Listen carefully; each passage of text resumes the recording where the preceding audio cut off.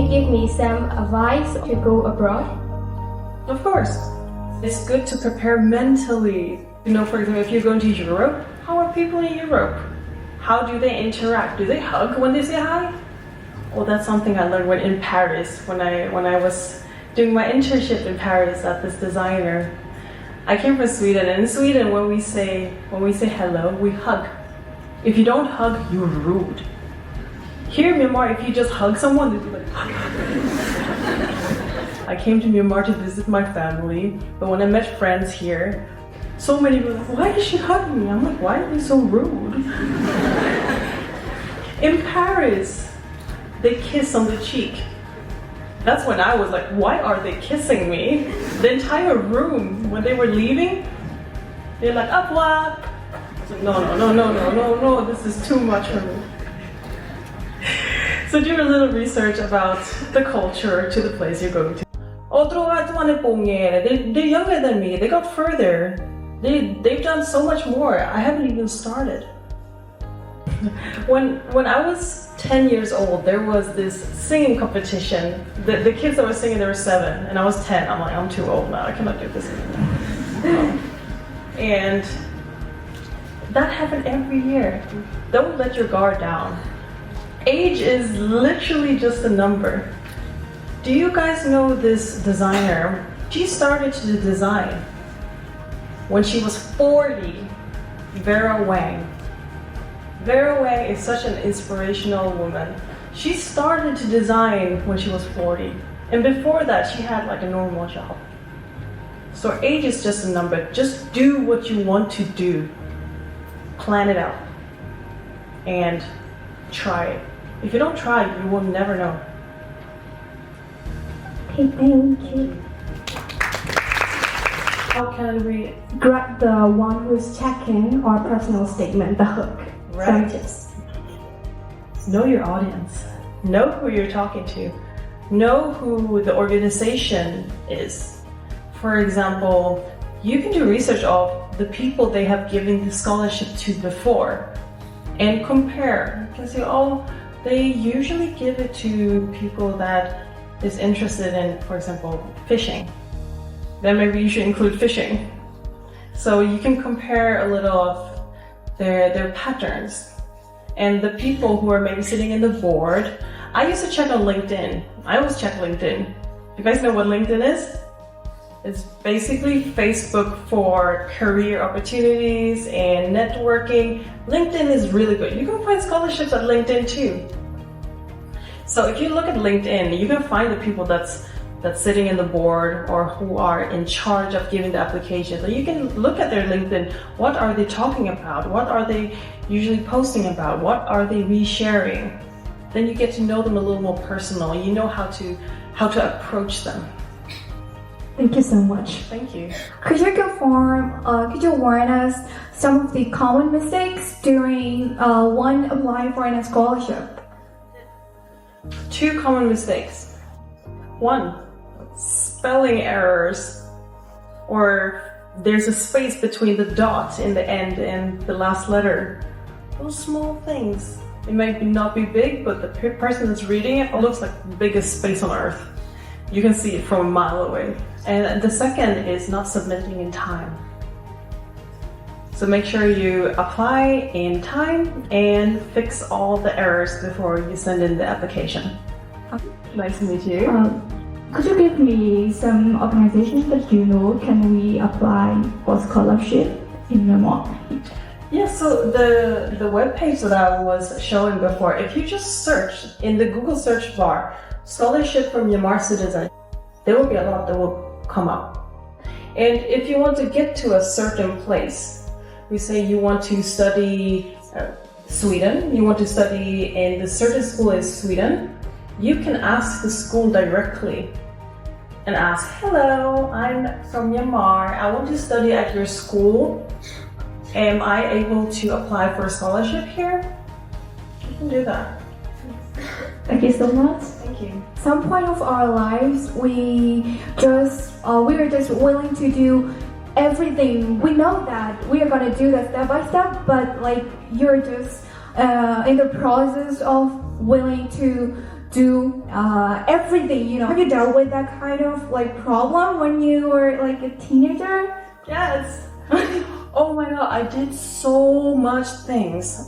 So when I was studying fashion school, in the morning, I was working as a terminal operator at an oil company. I was managing the safety for the gas system and the oil system, and I was the only girl. All the other people that was working are old white men. And then I came in the morning, I'm like, good morning. And I was there from 5 in the morning to 7:30, and then I went to school. And then I did my studies and did my project at school. After school, I was working as a marketing associate for a restaurant and bar in the evening. And on the weekend, where I was supposed to have my days off, I was working in a clothing store at Tiger of Sweden where I was selling suits. I had 3-4 jobs. One clothing store, one is oil company, one.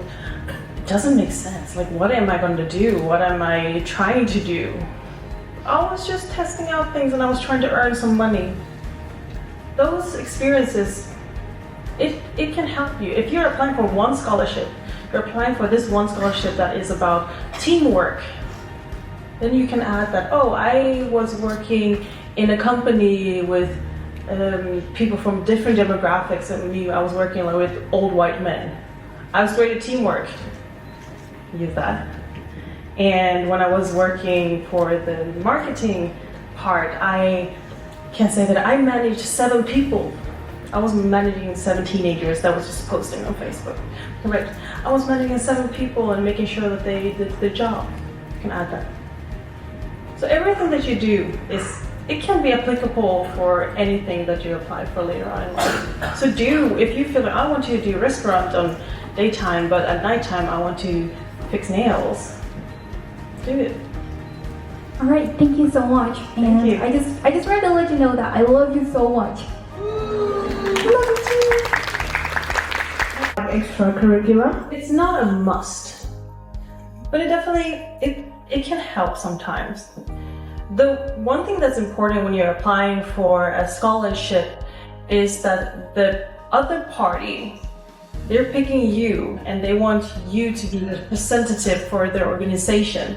So if you have those extracurricular activities, that's great. But if you can prove that you are a person in yourself is enough, and that you can prove to them that, oh, I will make a difference and I will do this with the scholarship that I get, that could be enough. Okay. So like I have another question, but it isn't related to scholarship, but like it's kind of like personal. Yeah, that's fine. Go So ahead. like I'm wondering, you were born and raised in Sweden, but like why are you come here and participate in Miss Universe in Myanmar? Great question. I felt more home here, even though the country I was born and raised in is Sweden. It's still home. Both are home to me, but I believe that my heart belongs more to Myanmar, so that's why. Okay, thank you. Thank you. I also would like to seek some advice from you. Like sometimes I have times like I lost my confidence or like I didn't dare to talk in front. So I had a really hard time speaking in front of people before. I just stand and I was like, nothing comes out. So you can prepare yourself before that happens. And preparation of yourself, it can help. Meditation. I use meditation to kind of stabilize my feelings. At my first competition in Yangon, city of Waya, I was shaking, and behind the scene I was literally like this. I was like, oh, that's not pretty. I cannot go out on stage in bikini and be like this. So for the big competition, I started to meditate. And meditation helped. When I was stressed, I could just take a minute, breathe in and breathe out. That might sound very, but it actually helps sometimes. A psychological way to to switch that is to tell yourself, instead of saying, oh, I'm scared, I don't dare to do this, or I'm so stressed, tell yourself, I'm excited, I'm so excited. Because the psychological feeling of being scared and stressed, the same feeling is excitement. The feeling is exactly the same. But excitement, it has more a positive impact. So you can change that feeling to strength. So you look, oh, I'm scared, I'm excited. I'm so excited. I'm gonna go up on this stage. I'm gonna talk. I'm gonna tell them my story. So if you change in your mind that, oh, I'm not scared, I'm excited. My body's shaking because I'm so excited. That can help you. Cute. So if you want to get to Australia and you feel that your English is lacking, but then it can become a lot better. You can develop. So just get your scholarship, and once you get it, continue learning English and you'll be fine. Don't worry too much about it. It'll come to you. Thank you so much. Thank you. I want to ask you how to become confident when sending an application. This can be resume or scholarship. You just fake it. If you tell people, I'm confident, they will start believing you. You say, I'm confident. I'm confident. And in the application, when you read through, you've done everything you're supposed to do, you should be confident.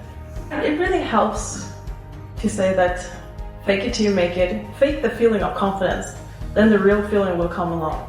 If you make others believe that you're confident, then you will start believing them. But that's the feeling you put into them, and now it's coming back to you. It reflects. Fake it.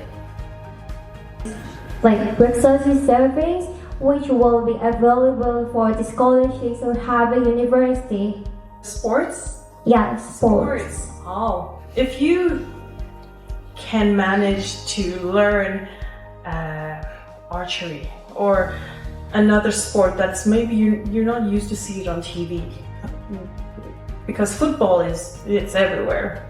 If you can do a sport like that, you can get scholarship because it kind of stands out, and then it will be easier to find those scholarships, and it will be easier to get. What do I need to prepare for that scholarship? Oh, you will be needing to prepare to show off that you can perform this sport.